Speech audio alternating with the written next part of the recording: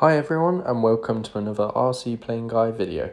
In this series we're going to take you through the build of my P-47 from Topflite. Unfortunately this kit isn't made anymore by Topflite, but you can still occasionally pick them up on the second-hand market, which is what I did. The P-47 was primarily an American fighter. It's one of the larger fighters of World War II, and it generally came in two variants, the bubble top, which you can see here, or the Razorback, which is the version I've decided to build with my kit. So this is the kit all ready to go in the box as it came from Topflite. And there's me starting to build up my tool collection ready for the build. All the several bits and bobs of the balsa wood and ply all laid out, and then getting straight underway with the stab. So making use of the workshop, spreading out the plans and covering it with a bit of plastic just to kind of save any glue sticking to the plan and the wood. So starting with the elevator and the stabs first. There's some self-made weights I made from some stones in plastic bags basically. And yeah, just progressing along on the elevator.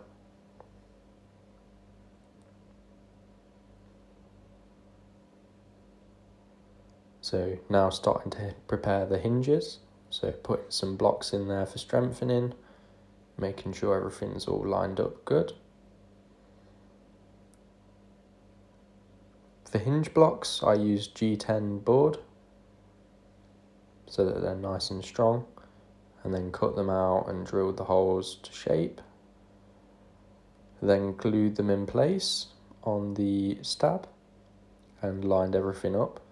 So gluing a brass tube to the elevator side, and obviously you need to make sure all the rod and everything is all lined up.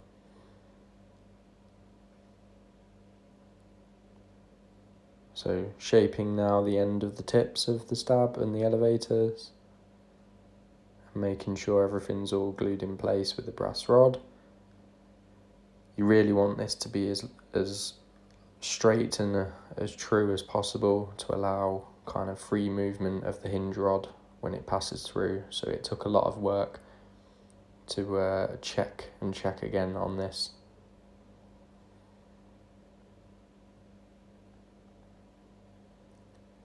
Shaping is another key part, so just keep going till you get that right shape.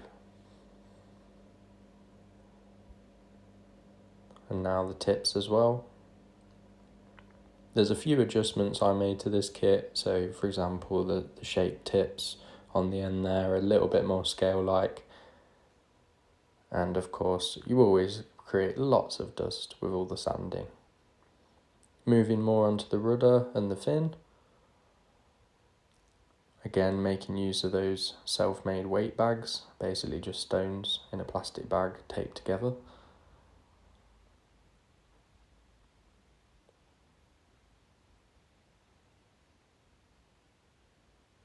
Covering the fin now and the rudder on one side and getting all ready to put together.